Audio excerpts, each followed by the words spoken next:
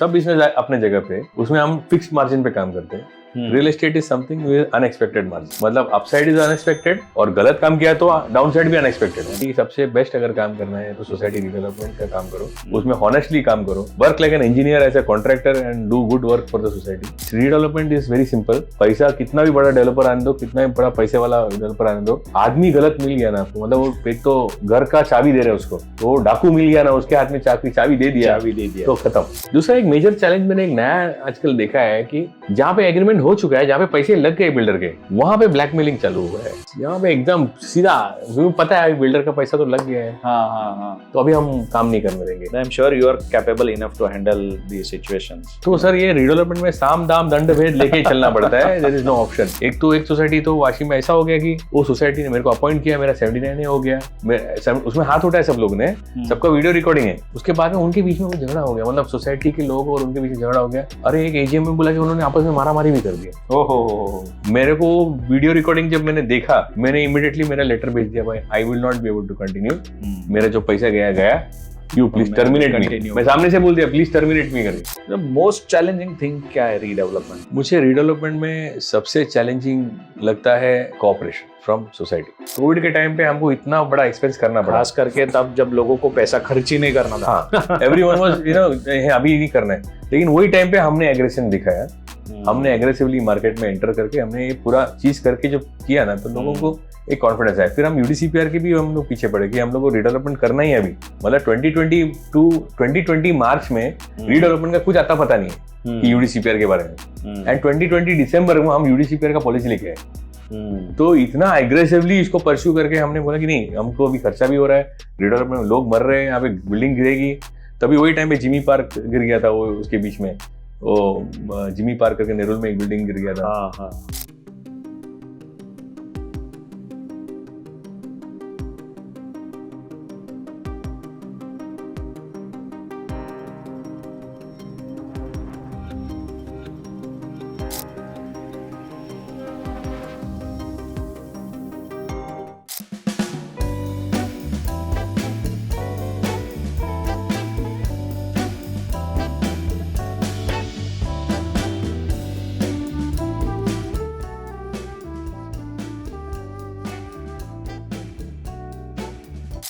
तो सालों साल मुंबई डेवलप होने के बाद एक सिचुएशन ऐसा आता है कि पता चलता है कि अब नवी मुंबई की लोगों को जरूरत है। रीजन, मुंबई में लोगों को सर्विसेज प्रोवाइड करना, इंफ्रास्ट्रक्चर देना, रेसिडेंशियल्स प्रोवाइड करना, कमर्शियल्स प्रोवाइड करना सच में अब डिफिकल्ट हो गया है। और इसी थॉट प्रोसेस से जो है 90s में शुरुआत हुआ नवी मुंबई डेवलपमेंट का। पर अब इतने सारे साल जो है बीत चुके हैं, नवी मुंबई काफी अच्छे से डेवलप हो चुकी है।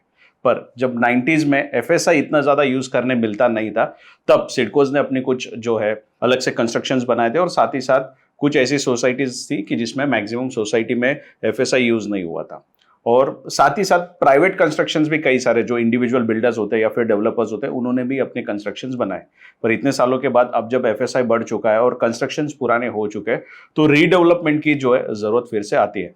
पर इतने सारे जब मैं पूरे एक्सपीरियंस में अलग अलग वीडियो बनाता हूं, तो कहीं मैं किसी को मिलता हूं और मुझे पता चलता है कि अब रीडेवलपमेंट की ऑलरेडी जो है वो शुरुआत हो चुकी है। और वो किसी और से नहीं, मैंने सुना था ये विकी थॉमस जी से, जो कि है ईवी होम से। तो आज का ये जो पॉडकास्ट है ये बेस्ड होने वाला है रीडेवलपमेंट के ऊपर, क्योंकि ईवी होम्स ने काफी अच्छा इनिशिएटिव लिया नवी मुंबई में। अब तक जो है कई सारे जो है इन्होंने प्रोजेक्ट्स शुरू किए और कई सारे बनाए भी है। तो रीडेवलपमेंट के ऊपर आज का पॉडकास्ट होने वाला है। अगर आप नवी मुंबई से हो, अगर आप रियल एस्टेट में इंटरेस्ट रखते हो, या फिर आप आपकी खुद की सोसाइटी रीडेवलपमेंट करना चाहते हो, तो आज का पॉडकास्ट आपको जरूर काम आने वाला है। तो वेलकम बैक दोस्तों, प्रॉपर्टी कवरेज के पॉडकास्ट में आप सभी का स्वागत है। So Vicky sir, thank you so much time देने के लिए और पॉडकास्ट में आने के लिए। Thank you for inviting Ganesh. तो सर, अभी क्या चल रहा है ईवी होम्स में, कितने रीडेवलपमेंट के प्रोजेक्ट्स हैं? सो करंटली नवी मुंबई में ज़्यादा रीडेवलपमेंट अभी तक स्टार्ट तो हुए नहीं है, मतलब बहुत, इवन दो यूडीसीपीआर 2020 में आ गया था, लेकिन अभी तक बहुत हाथ में गिनने लायक की प्रोजेक्ट्स अभी तक एक्टिवेटेड है। तो उसके बहुत सारे रीजंस है, क्योंकि इट्स अ न्यू थिंग, एक नया चीज़ चालू है। तो हमारे पास ईवी होम्स के पास जितने हैं उसमें सबसे मैक्सिमम एक्सपोजर हमारे पास है। तो नवी मुंबई के जितने अभी चल रहे हैं उसमें मेजोरिटी आपके पास है? मेजोरिटी हमारे पास है। तो मैंने कहीं सुना था कि पहले के रीडेवलपमेंट आपने किया वो कंप्लीट हो गया करके, हमने काफ़ी नई मुंबई में अगर रीडेवलपमेंट का ओसी हो गया वो हमारा ही हुआ अभी तक। अच्छा, कहाँ था मतलब project वो ये? सेक्टर 9 में है, एयर इंडिया अच्छा। Society, Tathagarh society. ये बहुत ही काफ़ी टाइम पहले हमने लेके हमने स्टार्ट करके हमने ख़त्म भी कर दिया और ओसी भी ले लिया। उसे भी so that was the first redevelopment of नई मुंबई। नई मुंबई में रीडेवलपमेंट कैसे करने का भी किसी को पता नहीं था वो टाइम पे। So we took the initiative and उसमें काफ़ी पॉलिटिकल एंड अदर लोग भी इन्वॉल्व थे जिन्होंने पुश किया ये चीज़ों को, जो नई मुंबई के हित में काम करना चाहते हैं। करेक्ट। सो एंड हमने एज ए डेवलपर हमने हर स्टेज पे उसको पुश किया कि ये पॉलिसीज़ को कि रीडेवलपमेंट शुरू हो जाए। एंड उसके बेसिस पे आज हम ये स्टेज पे पहुंचे हैं कि आज रीडेवलपमेंट सबको एक्सेसिबल हो चुका है, सोसाइटीज रीडेवलपमेंट कर सकती है, डेवलपर्स को स्ट्रीमलाइन हो चुका है, क्योंकि एक बार एक प्रेसिडेंट बन जाता है कि मैक्सिमम एफएसआई कैसे वापरे, अप्रूवल्स कैसे ले, एक बार प्रेसिडेंट बन जाता है फिर तो कोई भी डेवलपर बाद में वो कर सकता है।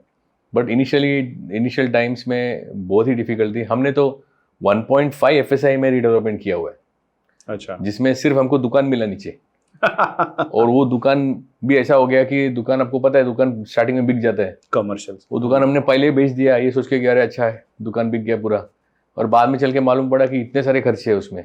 तो हमने जो दुकान वो टाइम पे बेचे, वो जिन्होंने खरीदे उनको तो प्रॉफिट हो गया, लेकिन हमने जो बेचे हमको 1 करोड़ रुपए हमारे जेब से डाल के वो प्रोजेक्ट कंप्लीट करना पड़ा।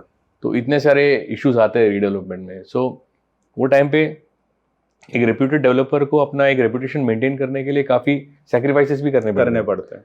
एंड ये एक्चुअली मोर देन एक मनी मेकिंग बिजनेस तो नहीं है ये उतना, because we are contractors.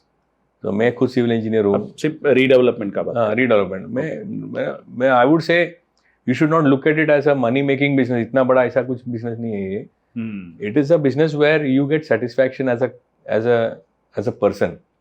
Like I am a civil engineer. My father is an electrical engineer. He was in MSCB. 1970s में मेरे पिताजी ने इलेक्ट्रिकल इंजीनियरिंग का MSCB में ज्वाइन किया यहाँ पे वाशी में। ओके। एंड मैं यहाँ पे बॉर्न एंड बॉटम हूँ। मैं 1980 से यहाँ पे हूँ। तो I have seen the city grow. मैं खुद एक सिविल इंजीनियर बना, बाद में मैं यहाँ पे local father Agnel ICL college यहीं पे सब था, बाद में लंदन गया पढ़ के आया। पॉइंट इज दैट कि ये सिटी को हमने ग्रो होते हुए देखा है। एंड उसकी जो तकलीफें हैं, एज लॉन्ग एज जो पर्सन जो एक सब इनिशिएटिव लेके कर रहा है, वो पर्सन को ये सारे कनेक्शंस मालूम होने चाहिए, क्या पेन पॉइंट्स है, सिटी जिस तरीके से डेवलप हुआ, जो लोग रहते हैं। आज हर रीडेवलपमेंट के हर सोसाइटी में मेरा कोई ना कोई पहचान का निकलता है, मेरे पिताजी का कोई ना कोई पहचान का निकलता है। ट्रू। तो उनके सारे पेन पॉइंट्स, उनके सारे मुद्दे, प्रॉब्लम्स हमको सब मालूम पड़ता है। तो उन सब पेन पॉइंट्स को साथ में रख के ही हम कुछ कर सकते हैं जिसमें हम एक बदलाव ला सकते हैं। जो सिटी को हम अभी रीडेवलपमेंट जो कर रहे हैं उसमें भी एक होलिस्टिक तरीके से अगर जो करना है, तो अनलेस एंड अनटिल वो एक सहानुभूति और वो इमोशन अटैच नहीं है आपके साथ में, आप सिर्फ मनी माइंडेड के हिसाब से सोचेंगे, तो रीडेवलपमेंट तो no, it will not be a success. हाँ, मतलब जब भी अब मेरा भी कहीं पे डिस्कशन होता है, जब कभी सोसाइटी के कोई मेंबर्स मिलते हैं कि अरे कोई सर रेफरेंस होगा तो बताना, तो वहाँ से ही बेसिक कैलकुलेशन शुरू होता है, बिल्डर्स हो या डेवलपर्स हो, कि पैसा कितना छूटने वाला है। क्योंकि जब हम कोई लैंड इंडिविजुअल परचेस करते हैं और कंस्ट्रक्शंस करते हैं तो हमें पता होता है प्रॉफिट कितना होने वाला है और वो किसी के साथ शेयर नहीं करना। करेक्ट। पर इसमें एज एन FSI मतलब जो भी हमको बना के देना, भी किसी का 1 बेड होगा तो उसका एक्सपेक्टेशन तो 2 बेड का होता है। मैंने ये भी सुना है कि लोग बोलते हैं 2 1 BHK चाहिए। हाँ। तो वो थोड़ा सा कॉम्प्लिकेटेड हो जाता है। इसके रीजन से डेवलपर्स को थोड़ा सा मार्जिन में कॉम्प्रोमाइज करना पड़ता है। पर साथ ही साथ रीडेवलपमेंट में पेपर्स वर्क के अलग अपने चैलेंजेस होते हैं, लोगों को मेंटेन करना होता है। पर ऐसा है कि आज की डेट में जितने चल रहे मेजोरिटी जो रीडेवलपमेंट है आपके पास हो गए। इवन मेरे को ऐसा लगता है कि correct me if I am wrong, Navi Mumbai का सबसे बड़ा रीडेवलपमेंट अभी आप कर रहे हैं सेक्टर 9 में। तो कितने हाउसिंग यूनिट्स का वो सोसाइटी अभी? सो रफली अभी हम जो भी कर रहे हैं, इट इज अराउंड 1000 यूनिट्स है हमारे। 1000 यूनिट्स एक उसमें, एंड एक में 600 यूनिट्स है। एंड अभी जो हम एक और हम ले रहे हैं, ऑलरेडी लिया हुआ है, तो वो जो अभी एक्टिवेट होने वाला है उसमें मोर देन 2000 यूनिट्स है। More than 2000? Yes, it is a highly density वाला एक प्लॉट है। ओके। जिसमें 680 टेनेंट्स है। अच्छा।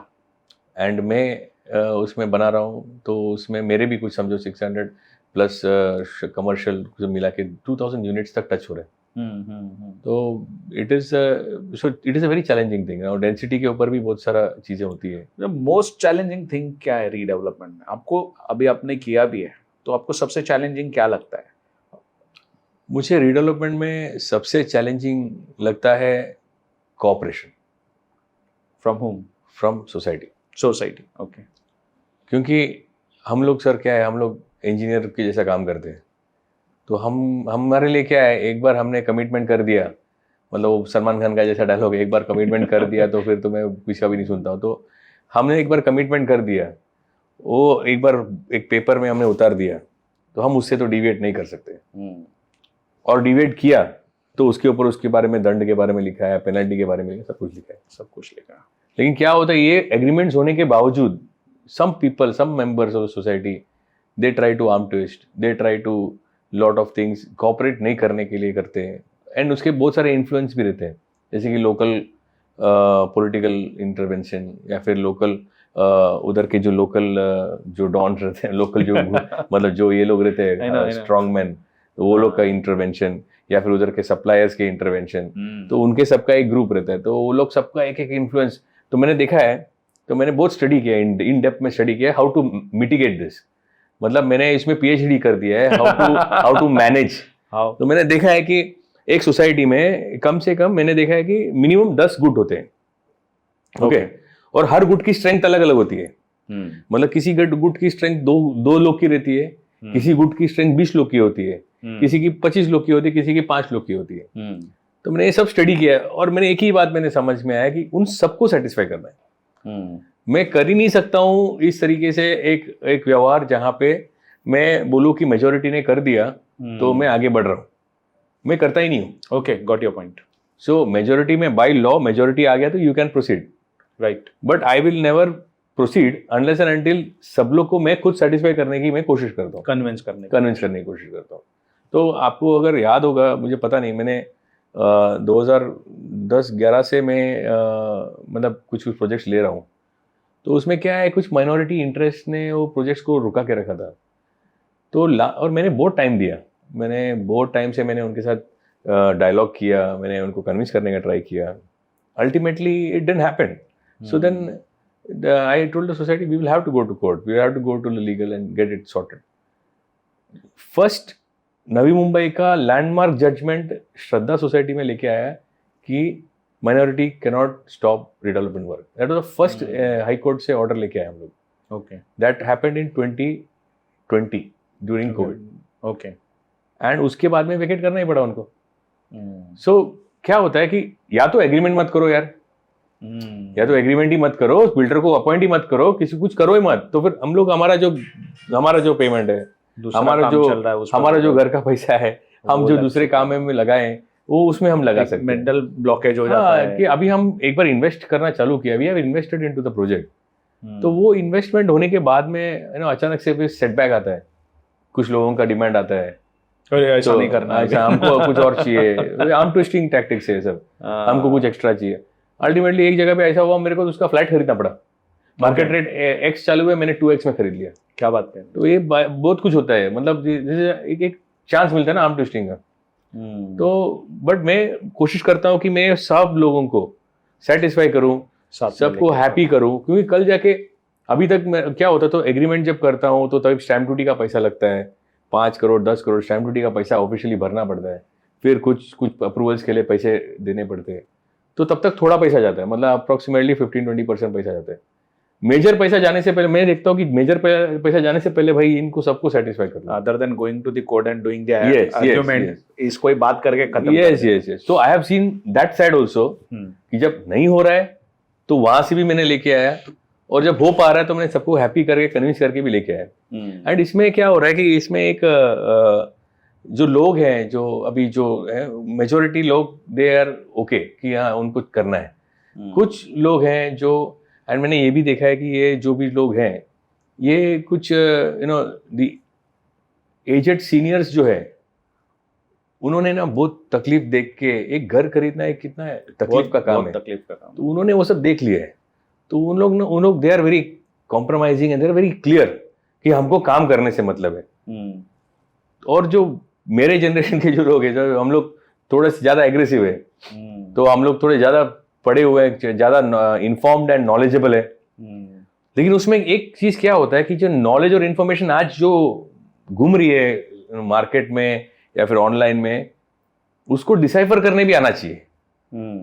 डिसाइफर वो आदमी कर सकता है बराबर से कि अब ये चीज बोला गया है तो इसका मीनिंग क्या है, वो एक टेक्निकल बंदा ही समझ सकता है।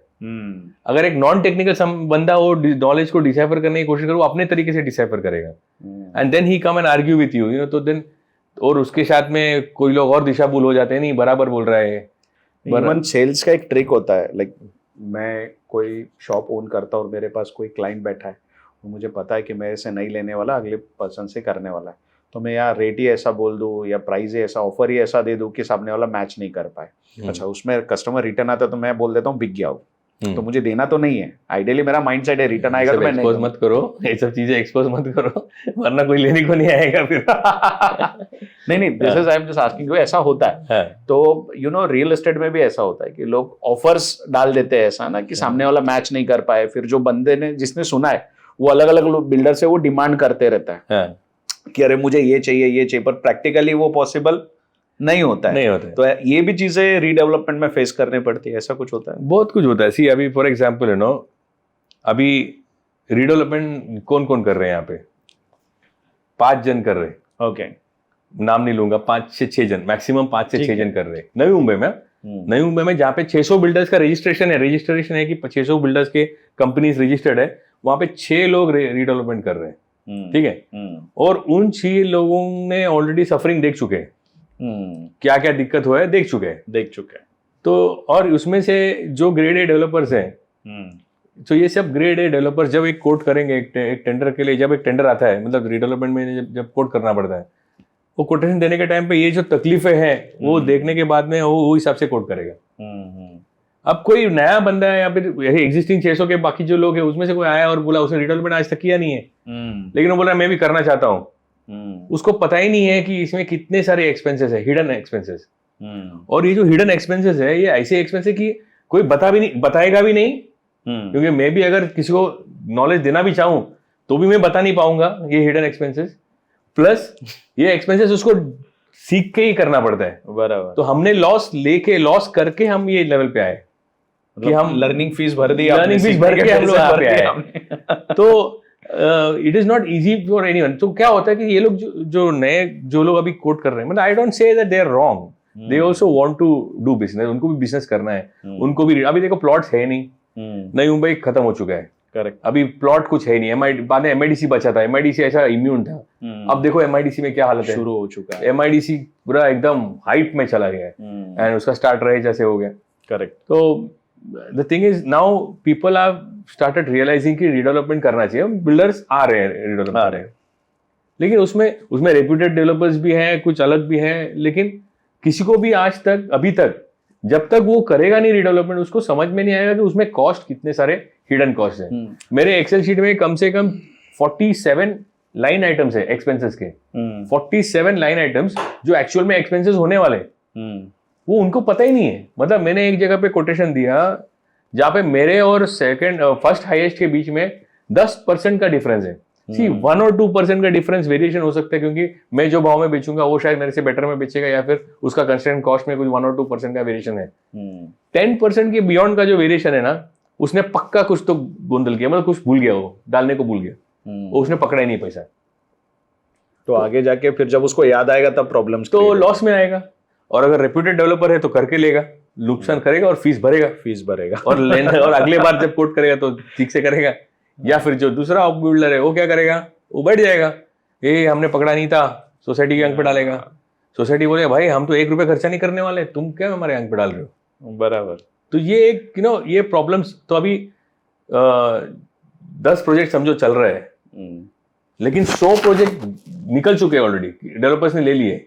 ये आपको फैक्ट बता रहा हूँ, नई मुंबई में 10 प्रोजेक्ट अभी चालू है रीडेवलपमेंट के, लेकिन 100 प्रोजेक्ट्स ऑलरेडी उन्होंने अप्रूव क्या बोलते हैं एग्रीमेंट करके दे दिए डेवलपर्स को, करो करके। अब वो 100 जो प्रोजेक्ट्स अभी चालू होने वाले हैं, वो एक देखने लायक चीज है। उसकी डिलीवरी कैसी होती है। डिलीवरी कैसे होती है। एक्चुअली मैं आपको जो शॉप का एग्जांपल दे रहा था वो इसके लिए दे रहा था कि मेरा एक फ्रेंड है, उसका सोसाइटी रीडेवलपमेंट में, तो उसने बोला कि अरे दादा ऐसा ऐसा है, तो मैंने उसको बोला ठीक है अपन किसी अच्छे बिल्डर को अप्रोच करेंगे। ही सेड कि हमको एक बिल्डर ने ऑलरेडी बोला है कि हमको वन बेड 2 देंगे, पर जब मैं सामने देख रहा हूँ तो प्रैक्टिकली मुझे पता है कि वो FSI में 2 फ्लैट देना मतलब सारे मेंबर्स को पॉसिबल नहीं होने वाला। तो इसे मैं बोला कहाँ से आया आइडिया, बोला नहीं हमको किसी ने बोला करके। तो जो बंदा सुन रहा है और जो डिमांड कर रहा है ना, मुझे लगता है कि उसको थोड़ा और नॉलेज को अपग्रेड करने की जरूरत है कि प्रैक्टिकली कभी बैठो बिल्डर के साथ में, FSI कैलकुलेट करो, क्या बचने वाला है, क्या मिलने वाला है, क्या रहने वाला है। अगर रीडेवलपर कोई कर रहा है और उसको थोड़ा सा भी नहीं बच रहा है, 10% भी नहीं बच रहा है, कुछ भी नहीं बच रहा है, तो वो क्यों करेगा। तो आपका जो सवाल था ना कि कॉर्पोरेशन लोगों को लगता है, तो यंग एज में जो लोग आते हैं जो थोड़े से एग्रेसिव होते हैं आपके मेरे एज के, हम कैलकुलेशंस करते हैं तो हमको पता है कि क्या चीजें होती है। तो जो लोग डिमांड करते हैं मुझे ऐसा लगता है कि उनको थोड़ा सा कैलकुलेशन में भी जाना चाहिए कि प्रैक्टिकली क्या पॉसिबिलिटीज है। नहीं सी कैलकुलेशन तो एक तो बात है कि कैलकुलेशन आपको फ्री में कोई देने वाला है नहीं देने वाला है। अभी मेरा ट्रिक ऑफ द ट्रेड है फॉर एग्जांपल कि मुझे पता है कि मेरे धंधे का एक हिसाब किताब है। फॉर एग्जांपल अभी आपको प्रॉक्टर एंड गैम्बल या डाबर कभी आपको कुछ बोलेगा कि मेरा खर्चा इतना है, मैं इतना आपसे ले रहा हूँ, कोई क्यों बोलेगा। तो ये प्रैक्टिकल नॉलेज, ये नॉलेज कोई शेयर नहीं करेगा। तो आप कैसे क्लेम कर रहे हो कि बिल्डर कितना कमा रहा है मुझे पता है, मैं तो वो तो इम्पॉसिबल ही नहीं है। मतलब वो नॉलेज होना भी इम्पॉसिबल। मैं तो सामने से देना भी चाहता हूँ लोगों को, लेकिन डर जाएंगे बाद में कि भाई इतना ही छूटता है यहाँ पे। So it is impractical to think कि इसमें बहुत कमाई है। So this is a very sensitive game. Redevelopment करना इज नॉट इजी। और दूसरा, पैसा कितना भी होगा आपके पास, जब तक आपके पास रेपुटेशन है नहीं है एंड ब्रांड लॉयल्टी नहीं है, तब तक आप सक्सेसफुल नहीं हो सकते। आप कितने बड़े पैसे वाले होने दो, आप रीडेवलपमेंट नहीं कर पाएंगे अनलेस एंड अनटिल आपके पास एक ओपन डोर पॉलिसी है कि कभी भी वो रात को भी वो फोन करेगा कोई सोसाइटी वाला तो आप खड़े, आप उसका प्रॉब्लम सॉल्व किए।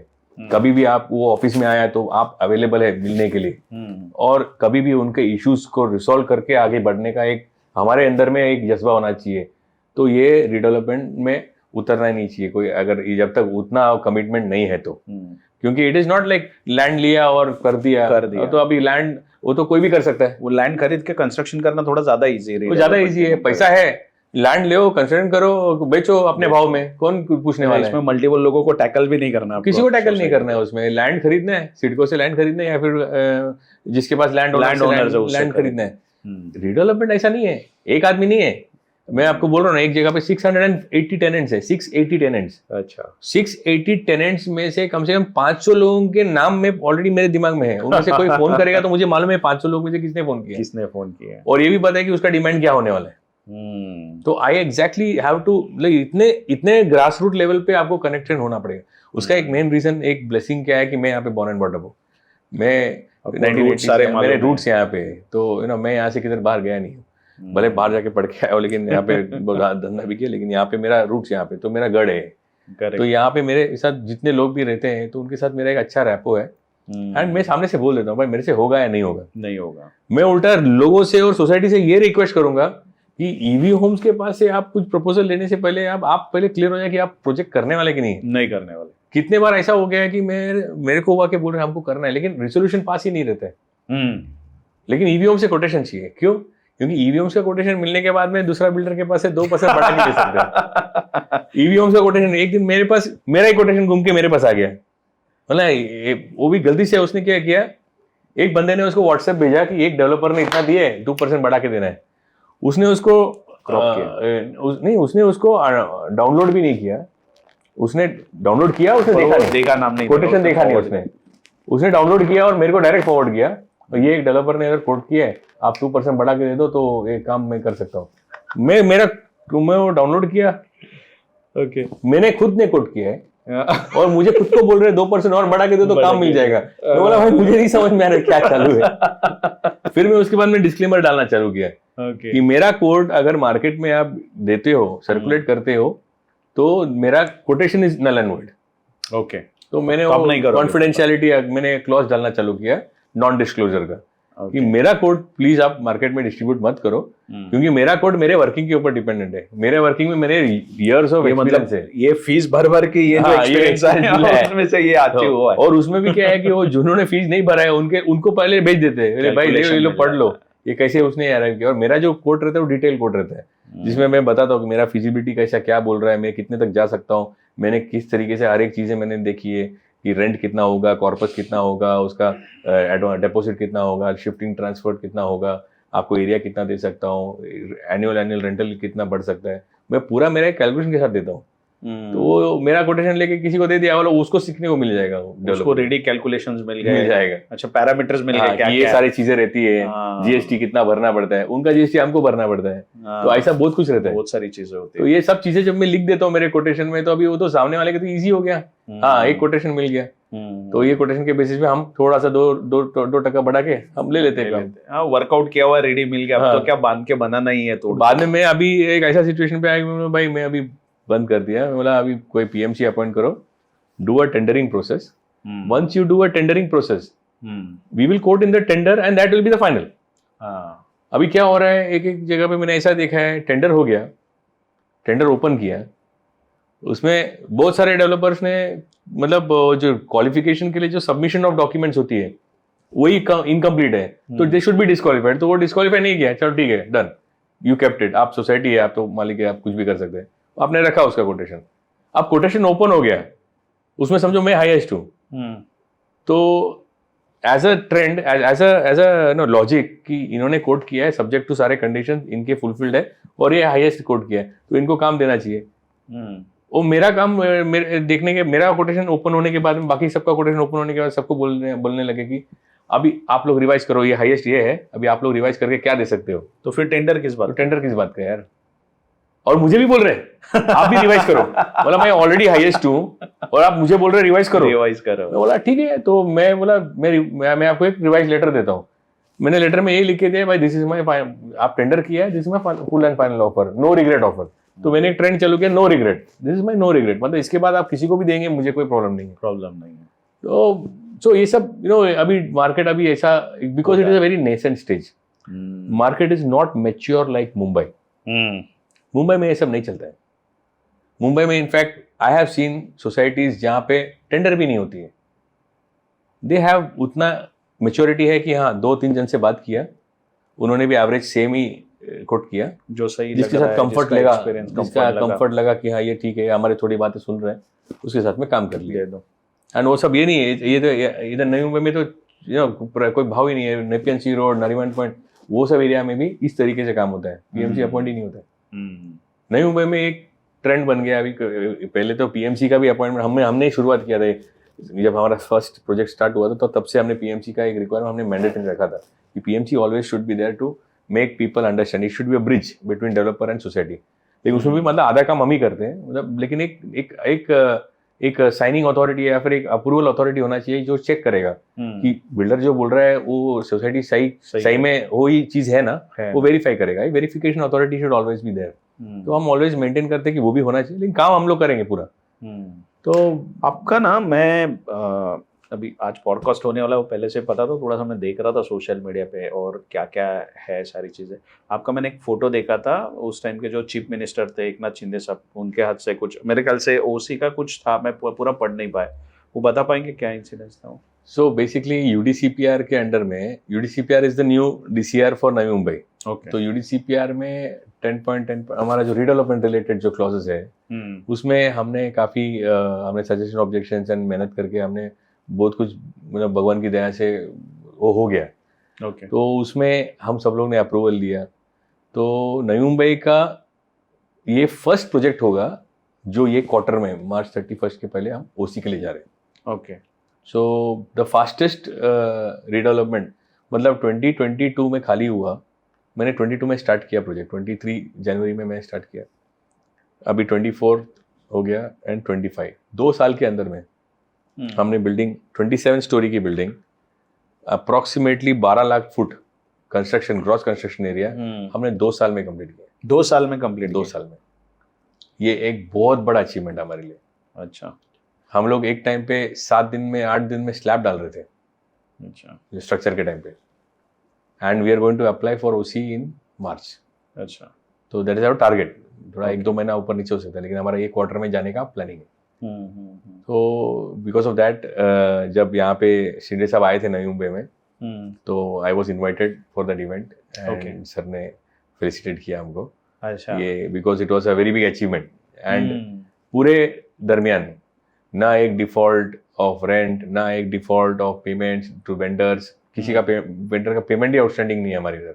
अच्छा. हम स्टील भी खरीदते तो एडवांस देके खरीद लेते, क्योंकि हमको स्टील का प्राइसिंग के ऊपर कंट्रोल चाहिए. Because we think like contractors, you know. हम लोग इंजीनियर लोग हैं, हम लोग पैसा उसमें कमाते हैं. नॉर्मल एक डेवलपर क्या करता है, काम लेता है और कॉन्ट्रैक्टर को काम करने देता है. कॉन्ट्रैक्टर उसका 30% तो बनाएगा, उसके ऊपर वो 30% बनाने की कोशिश करते हैं. तो यहाँ पे हम लोग कॉन्ट्रैक्टर एज अ कॉन्ट्रैक्टर काम करते हैं, काम के ऊपर ही 30% कमाने का ट्राई करते हैं. ईवी होम्स का ये सबसे बड़ा स्ट्रॉन्ग पॉइंट है. यस. कि वही बिल्डर डेवलपर्स है and we are contractors and we are the contractors. तो उसमें से ही थोड़ा प्रॉफिट मेकिंग इजी हो जाता है. And इजी plus we नहीं, can पर do वो एक better अपना for the- आपका प्लस पॉइंट है कि आपके लिए थोड़ा सा कंस्ट्रक्शन, मेरे ख्याल से आई गेस रीडेवलपमेंट में आप सक्सेस हो रहे हो. दिस इज द रीजन, क्योंकि कॉन्ट्रैक्टर का प्रॉफिट मार्जिन अगर निकाले तो ऑटोमेटिकली जो मार्जिन होने वाला वो कम होने वाला. आप केस में वो नहीं है. Correct correct. तो वो एक चीज है आपके साथ वैसे. सो और दूसरा एक चीज क्या है सर, हम लोग का एक प्रोक्योरमेंट विंग है. प्रोक्योरमेंट विंग क्या करता है, हम लोग जो भी प्रोक्योर करते हैं वही बल्क में हम लोग ऑर्डर करते हैं, क्योंकि हमारा एक तो एक्सपोजर बड़ा है. तो already we have pricing advantage. Okay. Pricing advantage के ऊपर हम क्या बोलते हैं, हम एडवांस दे देंगे आपको. हम आपको, मेरे को क्रेडिट नहीं चाहिए. ओके. तो छोटी सी छोटी मटेरियल से बड़ी मटेरियल के बीच में भी हम लोग, क्योंकि हमारे पास already financially we are close, हम लोग फाइनेंशियल क्लोजर कर देते हैं. प्रोजेक्ट का कोई भी सक्सेस ऐसा होता है कि जब आप डे 1 को, मतलब प्रोजेक्ट स्टार्ट करने के डे 1 को फाइनेंशियल क्लोजर आप कर दे. मतलब समझो प्रोजेक्ट चालू कर रहे हैं, आपके पास समझो 1% मनी पैसा ऑलरेडी अवेलेबल है, 1% का फंडिंग ऑलरेडी अप्रूव्ड है, और 1% का सेल्स का EOI आपके पास है पड़ा हुआ. तो 100% of the project cost secured. बाकी 30% आप बाद में बेचो. इतना आप आइटम्स आपके पास होने चाहिए. तो हम लोग डे 1 को प्रोजेक्ट स्टार्ट करने के पहले फाइनेंशियल क्लोजर कर देते हैं. तो उससे क्या एडवांटेज होता है कि मुझे पता है कि मैं पैसा कभी भी चाहिए मैं दे सकता हूँ, लेकिन at the same time the person के पास से आई डिमांड कि I want the best price. And हमारा फुल चेक पेमेंट है, हमारा कोई इवन हमारा रिसीप्ट भी चेक में है, पेमेंट भी चेक में है. तो it is hard earn white money and hard earn tax paid money and GST paid. So हम सामने से हम उसको बोलते हैं, हम कंप्लायंस में इतने आगे हैं, तो आप प्लीज हमको बेटर रेट दे दीजिए. तो आओ, तो we demand and we get the price. आज भी मैं बोल सकता हूँ कि वी कैन बीट, मतलब we may not be able to beat some other contractors who are big contractors, but majority of the contractors and the developers also we can beat in terms of pricing. For example, आज का steel pricing, आज मैंने procure किया steel, उसको advance RTGS already चला गया है, वो 2 दिन के बाद स्टील डिलीवरी करने वाला है. तो आज का प्राइस, मेरा स्टील का price is going to the best price in the market. Nobody else will get that price, because others may be taking in credit, या फिर डिलीवरी होने के बाद थोड़े दिन के बाद पेमेंट करेंगे, ऐसा सब रहता है उनका. चलिए, इन्फॉर्मेशन तो आप काफ़ी अच्छी शेयर कर रहे हो, पर आप मुझे बताइए कि कोई एक इंडिविजुअल सोसाइटी है नवी मुंबई में या फिर मुंबई कहीं पर भी, अब उसको टाइम हो चुका, 25-30 साल हो चुके हैं, अब उनको रीडेवलपमेंट में जाना है, तो उनको फर्स्ट स्टेप्स 1-2-3 स्टेप्स आप गाइड कर पाओ कि ये करो और आगे बढ़ सकते हैं वैसे. सी, पहला तो ये है कि सोसाइटी रीडेवलपमेंट करना एक सोसाइटी के हाथ में होता है. सोसाइटी हैज टू डिसाइड कि हमको रीडेवलपमेंट करना है कि नहीं करना है. ठीक है. तो उसमें कुछ कंडीशंस है, पैरामीटर्स हैं. जैसे कि अगर प्राइवेट सोसाइटी है, तो प्राइवेट सोसाइटी है मतलब that land was leased to the society on private basis. तो लैंड दिया था, यूनिट नहीं दिया, लैंड दिया था. तो वो लैंड पे क्या बनाना है क्या नहीं बनाना है वो उन प्राइवेट रेसिडेंट्स का हक है, उनका डिमांड है, उनका सोच है. तो they can decide any time to go for reconstruction. It is called reconstruction. उसको रीडेवलपमेंट टर्म नहीं देते हैं हम लोग, उसको रिकंस्ट्रक्शन बोलते हैं. ओके. तो रिकंस्ट्रक्शन, अभी फॉर एग्जांपल वो पूरा लैंड मैंने खरीदा होता एंड मैंने 15 साल पहले, समझो 30 साल का भी टर्म नहीं है उसमें, 15 साल पहले मैंने एक सिंगल विला बनाया था. अब मेरी फैमिली बड़ी हो गई, अब मैं सोच रहा हूँ नहीं, मैं विला जो बंगलो है वो तोड़ के मैं 4-5 माले का मैं बिल्डिंग बना. तो मेरी चॉइस है. तो प्राइवेट जो सोसाइटीज होती है, प्राइवेट सोसाइटीज, उसकी एक रिकंस्ट्रक्शन कभी भी हो सकती है. और उसमें प्राइवेट में सोसाइटी में एक ही रहता है कि उनका सोसाइटी लॉ के हिसाब से 51% उनका अप्रूवल रहना चाहिए एंड मेंबर्स का अप्रूवल लेना चाहिए. एंड प्लस बाकी जो पैरामीटर्स है, जैसे कि बिल्डर अपॉइंटमेंट करना है, 79A करना है, डेवलपमेंट एग्रीमेंट करना है, ये सब उनको फॉलो करना है। पर एफएसआई देखना पड़ता होगा कि कितना भी कर सकते हैं। तो FSI depend on the main road, मतलब जो रोड एबटिंग द रोड है उसके बेसिस पे वो एफएसआई का डिसीजन आता है, एंड मिनिमम 1000 मीटर मिनिमम होना चाहिए। उसके बेसिस पे they can get FSI as well as residential, commercial, conversion सब कर सकते हैं वो तो लोग। मतलब अगर किसी सोसाइटी या जो लैंड है उसके ऊपर अगर एफएसआई बड़ा हुआ है तो 15 साल भी हो गए तो वो लोग आगे कर ये मैं जो बोल रहा हूँ ये सोसाइटी प्लॉट्स को, जहाँ पे प्लॉट दिए थे, प्लॉट्स दिए थे। हाँ, अब ये दूसरा एक चैप्टर है इसमें कि जियो बिल्डिंग बना के इंडिविजुअल यूनिट्स बेचे जो सिडको ने यूनिट्स बनाए हैं, जैसे कि JN1, JN2, JN3, JN4, C1, C2। अच्छा, सिडको सोसाइटी जो सिडको ने यूनिट्स बना के बेचे, ये जो सिडको ने यूनिट्स बेचे उसमें, जैसे कि अभी यहाँ पे जो अफोर्डेबल हाउसिंग हो रहा है, जहाँ पे लॉटरी निकल रहा है सिस्टम, तो वो टाइम पे अराउंड 30 साल पहले 30 मतलब मैंने बोलता हूँ 40-45 साल पहले जब 12वीं कमेटी फॉर्म हुई थी, 12वीं कमेटी फॉर्म करके Mumbai expansion to Navi Mumbai start हुआ था, और जो ब्रिज बनी थी और नवी मुंबई स्टार्ट हुआ एक्सपेंशन, तो जो लैंड एक्विजिशन किया वहां से वो शुरुआत हो जाती है। तो जो पहले जो इनिशियल लैंड एक्विजिशन हुए थे वो सिडको ने टेंडर नहीं किए थे। सिडको ने सोचा कि वो लैंड एक्विजिशन हम करके खुद बनाते, और उन्होंने स्टार्ट किया था ये कि हम बनाना चालू करते। तो जब सिडको ने बनाना चालू किया तो वहां पे फ्लैट्स बेचते थे। तो ये जो फ्लैट्स थे, ये फ्लैट्स अलग अलग टाइप के बना रहे थे वो, कुछ LIG के थे, MIG के थे, HIG के थे। तो ये जो फ्लैट्स वो लोग एक ग्रुप हाउसिंग में बना के दे वर सेलिंग इट, एंड उसके बाद में आफ्टर 100% सेल्स के बाद कंस्ट्रक्शन स्टार्ट कर रहे थे। तो कंस्ट्रक्शन करते वक्त क्या होता था वो जो एरिया का जो लोग, क्योंकि they were acquiring this land from the villages, तो सब लोग अगेंस्ट थे, क्योंकि ये तो एक गवर्नमेंट डिसाइडेड अंडरटेकिंग था। ये गवर्नमेंट ने सिडको फॉर्म किया एंड सिडको को राइट्स दिए कि now you acquire. It was like a forceful acquisition. I still remember there was army के trucks while doing the acquisition, because जो भी मटेरियल आता था, जो कॉन्ट्रैक्टर्स मटेरियल डंप करते थे, सुबह आता था शाम तक गायब हो जाता था। देन देयर वाज आर्मी के trucks in order to just keep them away, ताकि ये एक्विजिशन कर पाए वो लोग। एंड एक्विजिशन करके बाद में कंस्ट्रक्शन स्टार्ट हुआ। तो कंस्ट्रक्शन में भी क्या होता था, जो कॉन्ट्रैक्टर था वो कॉन्ट्रैक्टर डर डर के करता था काम। कभी भी कोई आके काम बंद कर देगा, कभी भी कोई आके झगड़ा कर देगा, उधर लेबर का ये होना चाहिए, वो होना चाहिए, डिमांड्स आता था। सप्लाई हम करेंगे, और सप्लाई पे कुछ कंट्रोल नहीं कर सकते, क्योंकि कैसे भी काम करके निकलना है। तो सप्लाई में सैंड में सिल्ट कंटेंट कितना आ गया वो चेक नहीं कर सकते, लैब नहीं था वो टाइम पे। जो आया वो डाल दिया, उसमें कंसर्न कर दिया, निकल गया, करो निकलो। तो उसमें जो क्वालिटी थी it was very badly affected. And वो टाइम पे मतलब 30-35 years before there was no proper checking of quality also, it was not possible. Benchmark ही नहीं था, बेंचमार्क सेट ही नहीं था ना। वो IS स्टैंडर्ड, IS कोड जो है, और BS स्टैंडर्ड भी है। BS code was established, IS code का एस्टैब्लिश करके उसका डिटेल क्लैरिफिकेशन भी नहीं था किसी का वो टाइम पे, कि किस तरीके से हम लोग एक ग्राउंड प्लस 3 स्टोरी का स्ट्रक्चर को हम इवेल्युएट करें कि whether it is fit for occupancy. लेकिन कैसे भी करके वो काम हो गया, you know, and it was a miracle कि वो टाइम पे ये कर पाए। तो CIDCO also was successful be able to do it. लेकिन विद इन 3 to 4 years में द डिटीरियोरेशन स्टार्टेड। उसमें सिडको की गलती नहीं है actually, it is the situation वैसा था कि उसको फेस करना, and the contractors who did circumstance में यही possibility, this is what was possible. तो आज जो कंस्ट्रक्शन चल रहा है सिडको का, आज जो L&T शाहपुर जी कर रही है, and they are very beautifully they are doing the buildings. So आज के नॉर्म्स एंड लेवल्स बढ़ चुके हैं। सिडको के इंटरनल ऑडिट्स होती है जहाँ पे सिडको मेंटेन करती है, चेक करती है, नो। सो वो टाइम पे वो सब सेटअप नहीं था। It was just a start, you know. 12वीं कमेटी जस्ट फॉर्म हुआ, एक्सपेंशन का रूल पास हुआ, एक्विजिशन करना है, ये करना है। So I don't blame anybody, but the point being कि व्हाट हैपेंड, तो उसमें रूल क्या है उस पर्टिकुलर कैटेगरी ऑफ प्लॉट्स जहाँ पे सोसाइटी सिडको ने बना के दिए हुए हैं, उसमें एक FSI का मुद्दा आता है कि इतना FSI आपको मिलेगा, उतने FSI के बाद में उसका 90% डेवलपर को मिलेगा। उसमें जो बचता है उर्वरित FSI जो बचेगा, उसमें सिडको और NMMC को भी एक शेयर जाएगा। ओके, क्योंकि सिडको का बनाया हुआ बिल्डिंग था ना, एंड उसमें रूल बहुत सिंपल है, सिडको बिल्ट बिल्डिंग, मतलब सिडको ने बनाया हुआ बिल्डिंग बनाया हुआ। हाँ, तो ये बाकी जो बिल्डिंग सिडको ने नहीं बनाई वो प्राइवेट सोसाइटी से। तो इसमें देखिए 2 चीज़ है, एक तो लैंड मिली लोगों को, कई लोगों को रो हाउसेज मिले, तो लैंड का रॉस का क्लियर हो गया। इंडिविजुअल यूनिट्स का आपने बताया कि ऐसा ऐसा होता है। इंडिविजुअल यूनिट में एक टर्म ऐसा है कि उसमें they have to complete 30 years और they have to be declared dilapidated and unsafe. Okay, so this और बोथ बोथ। सो ये तीनों कंडीशंस अगर है तो ही वो रिडेवलपमेंट में जा सकती है।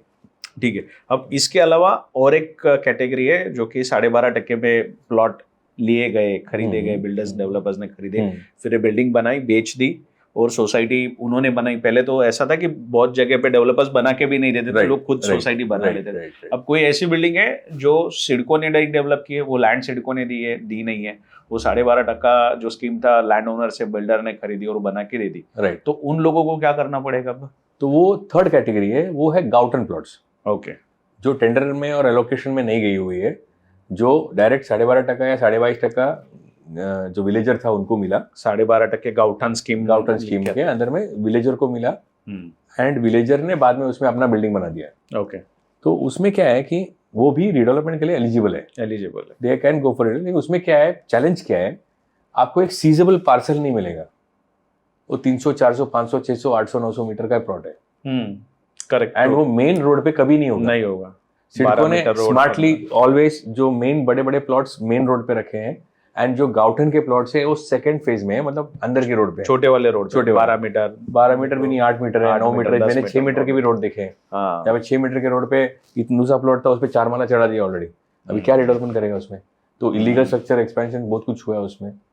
तो वो अभी तक आज की तारीख में एक भी ऐसा एक रिडेवलपमेंट हुआ नहीं है।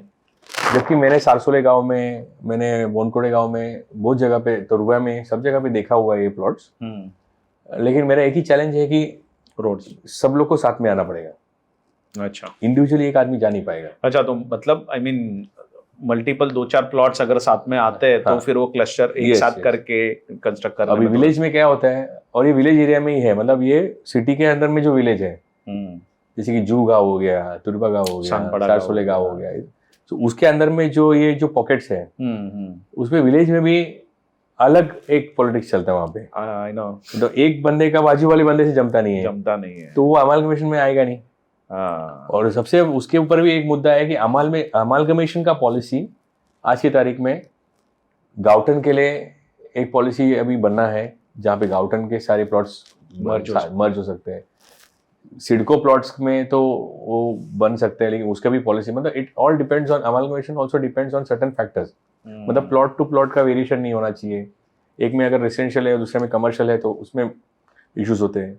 तो वो सब क्लैरिटी थोड़ी बाकी है, इसके लिए वो उसका रिडेवलपमेंट अभी मेरे को नहीं लगता। ये थर्ड कैटेगरी है जो मुझे लगता है कि लास्ट में अंडर दी SRA पॉलिसी या फिर अंडर क्लस्टर डेवलपमेंट पॉलिसी में वो उसको लेना पड़ेगा उसको। So I understood. It's not difficult, but it's not that easy.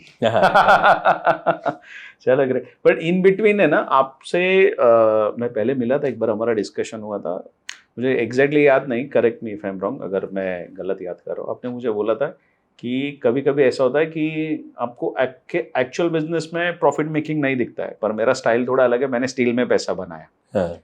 शायद से ये रीडेवलपमेंट में आपने कुछ स्टील खरीदा था। अभी आपने ये प्राइस बुकिंग का और एडवांस पेमेंट का जो बात किया, करेक्ट, उसमें तो वो थोड़ा किस्सा बताओगे कि कैसे वो आपने कैलकुलेशन किया था, इफ यू आर कंफर्टेबल, कि आपका क्या कैलकुलेशन था? नहीं, वो स्टील आपने खरीद लिया और बाद में स्टील का रेट डबल हो गया, वैसा कुछ?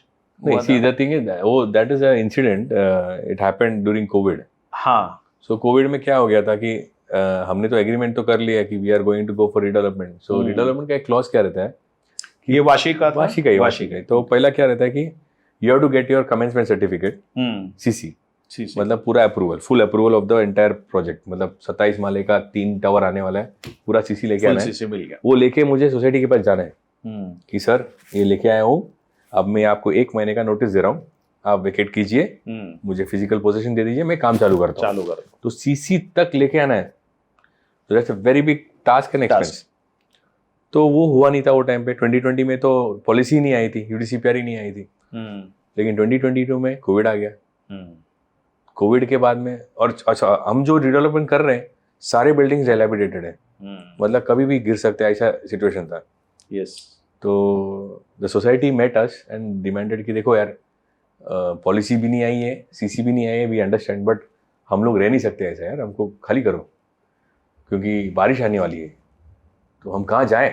एंड कोविड चालू है, कोई घर से निकल नहीं पा रहा है, लोड बढ़ते जा रहे हैं, मतलब सब लोग भरे हुए, घर के अंदर सब भरे हुए। I remember that particular society हाँ। एकदम कंटेंट कंडीशन में था वो। हाँ, मतलब कभी भी गिर सकता था। कभी भी गिर सकता था। और उसमें कोई बीमार हो रहा है तो उसको बाद में उसको मिलने के लिए डॉक्टर्स आ रहे हैं, मतलब वो एकदम कंटेमिनेटेड हो गया था वो पूरा एरिया। तो all the societies which we were having the main big major societies, they came, both the societies came to us and said कि सर कुछ तो सोल्यूशन करो। एंड ये सेम चीज बाकी के भी बिल्डर्स के पास ये जाके बोले इन्होंने। तो अभी जो भी डेवलपर्स है उन्होंने बोला कि भाई एग्रीमेंट में तो ये लिखा है, नो, अभी एग्रीमेंट से अगेंस्ट वितरित जाऊंगा तो मेरा एक्सपेंस बढ़ेगा, तो रीनेगोशिएट हो रहा है ये, तो मैं तो सीसी आने के बाद ही काम चालू कर सकता हूँ। करेक्ट। तो I can not do extra expense, तो ऐसा सब लोग ने बोल दिया। वो टाइम पे मेरे पिताजी ने एक्चुअली एक कॉल लिया कि एक काम करो, can we find a solution, मतलब सोल्यूशन के बारे में कोई बात नहीं करते हैं। ये तेरा प्रॉब्लम है, मैं मुझे देखना नहीं है, मेरा वो रोल्स एंड रिस्पांसिबिलिटी वाला बात आ ये हो जाता जाता ना। तो ये मेरे रोल्स में नहीं ये आता। मेरे रोल्स में नहीं आते, मेरा तो सीसी आने के बाद ही मुझे नोटिस देना है, मैं अभी क्यों खाली करूं, अभी क्यों भाड़ा दूं, ये एक सिचुएशन है।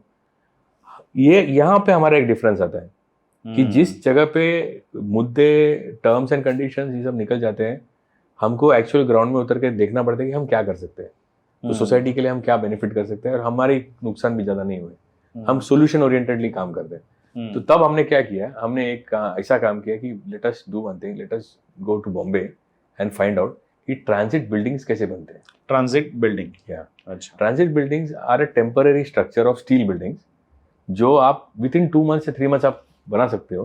Okay, and you can dismantle also with in 2 to 3 months। Okay, वो टेम्पररी टाइम के लिए वहाँ पे रहेगा और उसका 80% इज स्टील। तो 2020 में हमने ये जब ये डिस्कशन हुआ, बारिश का टाइम आने वाला था, तो हमने क्या कि काम करते हैं, हम ट्रांजिट बिल्डिंग का काम करते करके हमने डिसाइड किया। We are the only developer, तो इसमें कैपेक्स इन्वॉल्व है। कैपेक्स इज कैपिटल एक्सपेंडिचर, इसमें एक बड़ा कैपेक्स का एक रिक्वायरमेंट आने वाला है, पैसे का खर्चा आने वाला है, जो नॉर्मली ये हमको करना नहीं था, हम लोग को कुछ करने की जरूरत नहीं थी, क्योंकि हमारा सीसी आएगा तो हमारा कैश फ्लो स्टार्ट हो जाता है। तो it does not come into the books of builder, it directly cash flow से आता है, एक्सपेंस में निकल जाता है। तो बनाता भी नहीं है कोई भी, रेंट रहता है, रेंट दे देंगे तो रनिंग एक्सपेंस में निकल जाता है। ये आप पहले ही पैसा डालना है, अपफ्रंट पैसा इतना डालने को आ रहा है। तो हम लोगों ने डिस्कस किया, चर्चा किया, पिताजी ने बोला नहीं, नथिंग डूइंग, हम कर देंगे। अच्छा, तो मैं बोला यार 2 ट्रांजिट बिल्डिंग बनाना पड़ेगा, एक श्रद्धा में, एक अवनी में। और हम जो ट्रांजिट बिल्डिंग बना रहे एसआरए तो नहीं है, हमको तो प्रॉपर बिल्डिंग बनाना पड़ेगा, अच्छा काम करना, मतलब एक 1 BHK बनाना पड़ेगा। मतलब हमने जो बनाया ना, उसमें एक हॉल है, मेरा एक वीडियो भी पड़ा यूट्यूब में उसके ऊपर। ओके, एक हॉल है, किचन है, बाथरूम है और बेडरूम है। 335 स्क्वायर फुट का कारपेट का एक फ्लैट हमने ट्रांजिट में बनाए, इतने सारे फ्लैट्स बनाए।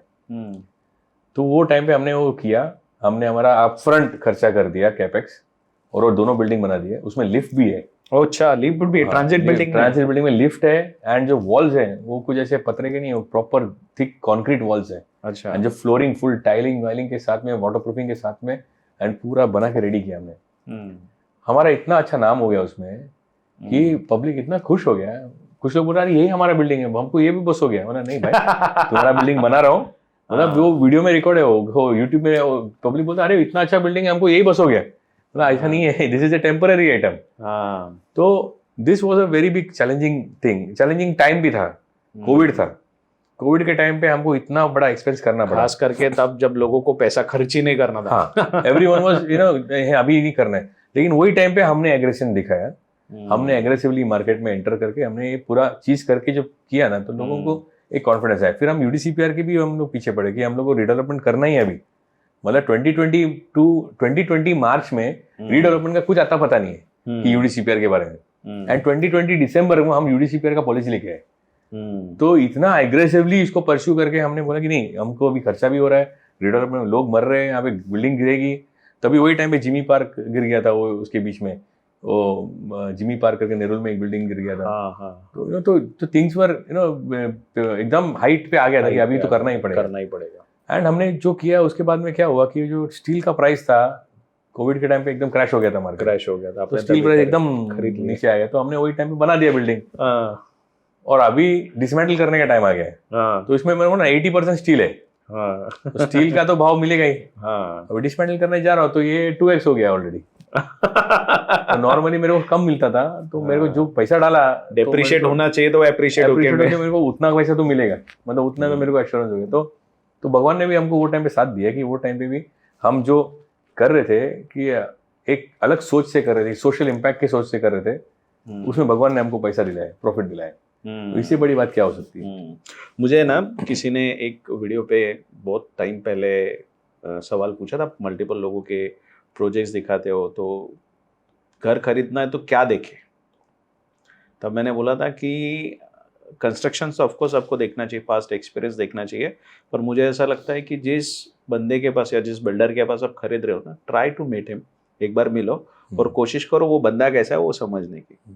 अगर कुछ चीज़ें जगह पे 19-20 है तो वो चल जाएगा, अगर बंदा सही है तो वो मैनेज कर लेगा, पर बंदे की सोच ही सही नहीं है और बाकी सब ठीक है, फिर आगे पता नहीं वो कितने प्रिसाइजली काम करेगा या कितना इन्वॉल्व होगा। तो आई गेस मुझे अभी भी ये लगता है कि आपकी सोच अच्छी है, इसके लिए वो स्टील प्राइस का जो डिप्रिशिएट होना था उसके लिए आपका अप्रिशिएट होके मिला, और मुझे ऐसा लगता है कि आपको अभी फीडबैक्स भी अच्छे मिले और रेफरेंसेस भी मिले होंगे। It's a landmark achievement.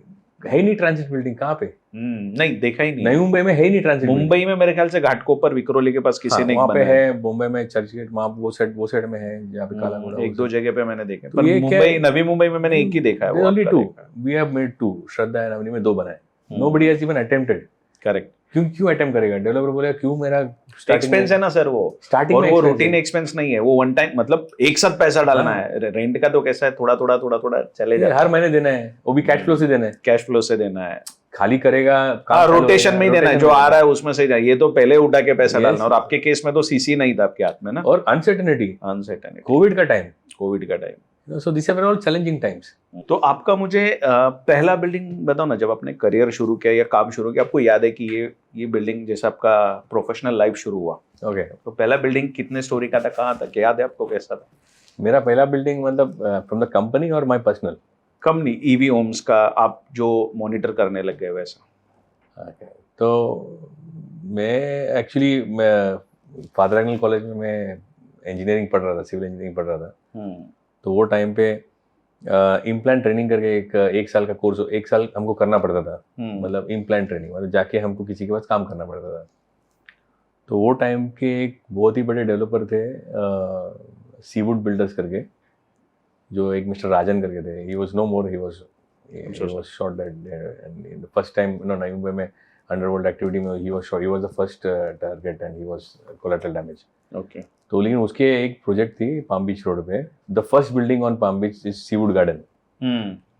तो मेरा फर्स्ट करियर का फर्स्ट मेरा जो वर्क था site supervisor in Seawood Garden में, and I was reporting to the owner of Seawood Garden का हिज सन मिस्टर बॉबी करके था। तो बॉबी सर को मैं रिपोर्ट करता था, he is a very close friend of mine.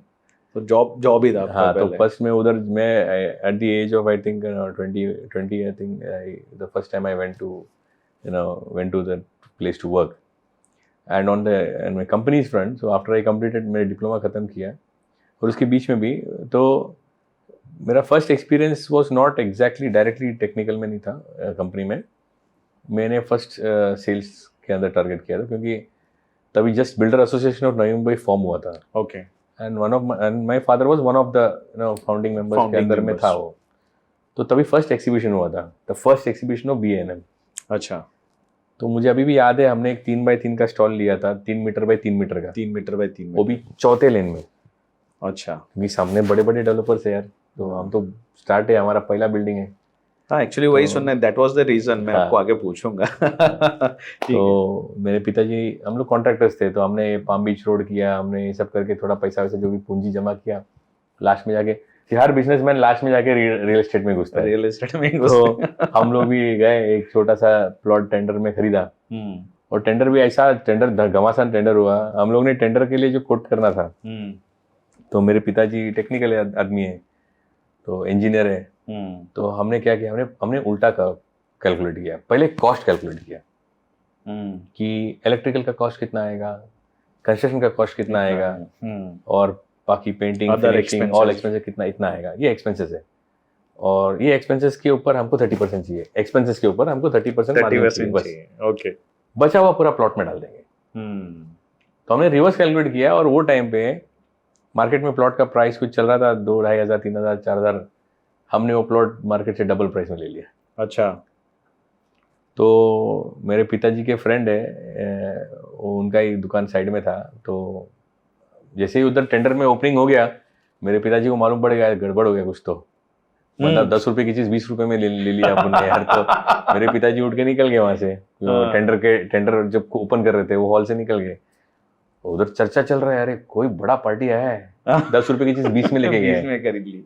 तो बाद में रात को मेरे पिताजी वो दूसरे जो डेवलपर फ्रेंड के पास गए, वो भी बोल रहा है, अरे थॉमस तुमको पता है आज एक टेंडर गया है, 10 रुपए की चीज 20 में लेके गया हो। पापा और भी सदमे में बोला, भाई क्या बोलूं अभी इसको।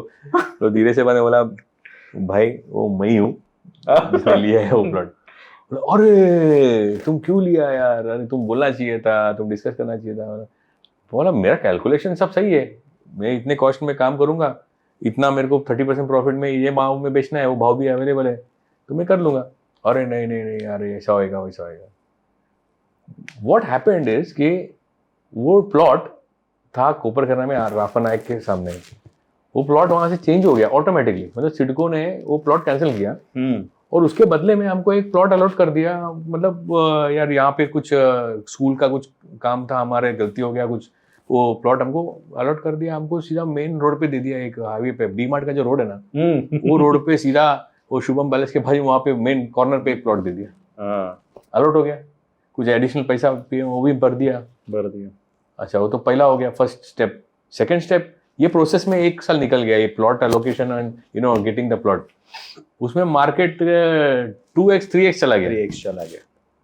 तो तब हमने समझ में आया कि रियल एस्टेट में जो दम है, that is the time we realised कि सब बिजनेस अपने जगह पे, उसमें हम फिक्स्ड मार्जिन पे काम करते हैं। Real estate is something with unexpected margin. Okay, मतलब अपसाइड इज अनएक्सपेक्टेड और गलत काम किया तो डाउन साइड भी अनएक्सपेक्टेड है। तो अच्छा काम करो तो अपसाइड एक्सपेक्टेड ही है, अनएक्सपेक्टेड मतलब अच्छा ही अपसाइड मिलेगा आपको। करेक्ट।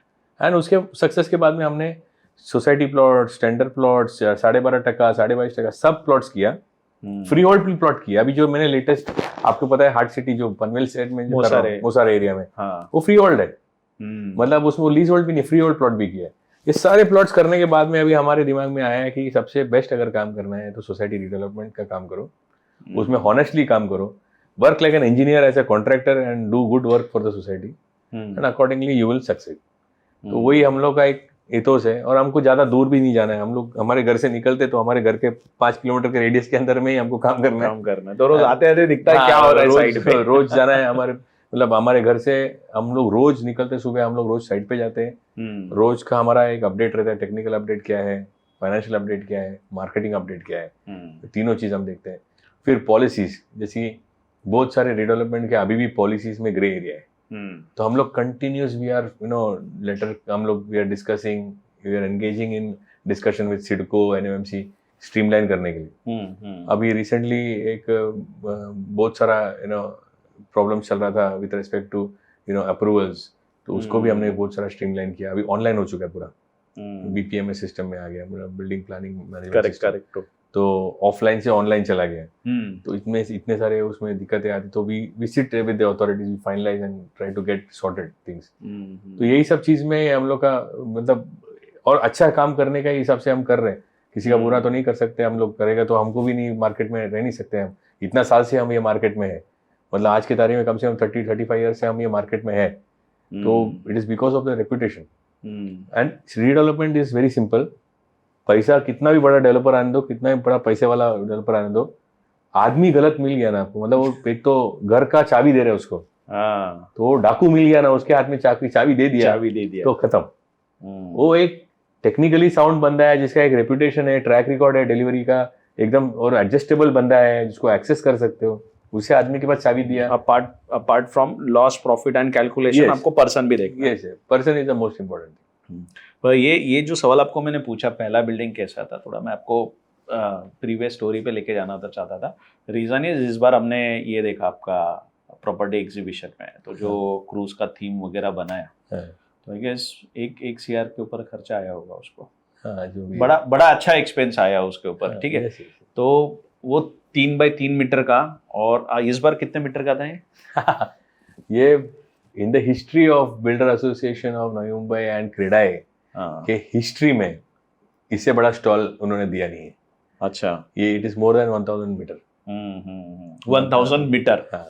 तो अभी कैसा लग रहा है 9 मीटर से 3x3 मीटर से यहाँ तक का सफर? नहीं, ये सब ऊपर वाले की काम है, हमारा कुछ रोल नहीं है। तो रोल्स बताइए ना, अभी आप तीनों मिलके कंपनी चला रहे, थॉमस सर है, फिर मैं आपके भाई को जानता हूँ, Yes, Ricky yes, sir yes. को, आपको जानता हूँ, तो रोल्स कैसे डिसाइडेड है तीनों सो बेसिकली हमारे Responsibility. फैमिली में सब इंजीनियर्स हैं। सो मेरा भाई भी सिविल इंजीनियर है में? Okay, and my dad is also electrical engineer. So हम लोग टेक्निकली हम लोग साउंड है, साउंड। तो एक्सिक्यूशन रिलेटेड हमको कोई प्रॉब्लम नहीं है। हम लोग उसमें ज्यादा सब लोग टेक्निकल में इन्वॉल्व है, मतलब हम तीनों टेक्निकल इश्यूज में इन्वॉल्व है। ओके, अब जो हम लोग का जो बाकी के जो एक्टिविटीज है उसमें हमारा रोल्स ऐसा डिवाइड किया कि फॉर एग्जांपल मैंने उसके बाद एमएस फाइनेंस किया, बैंकिंग एंड फाइनेंस, तो मैं फाइनेंस का रोल में देखता हूँ। ओके, मैंने बाद में लिएजनिंग में देखता हूँ, अप्रूवल्स में देखता हूँ, लीगल में देखता हूँ, एंड नए प्रोजेक्ट एक्विजिशन भी एक फाइनेंशियल डिसीजन होता है ना, तो नए प्रोजेक्ट के एक्विजिशन भी मैं देखता हूँ।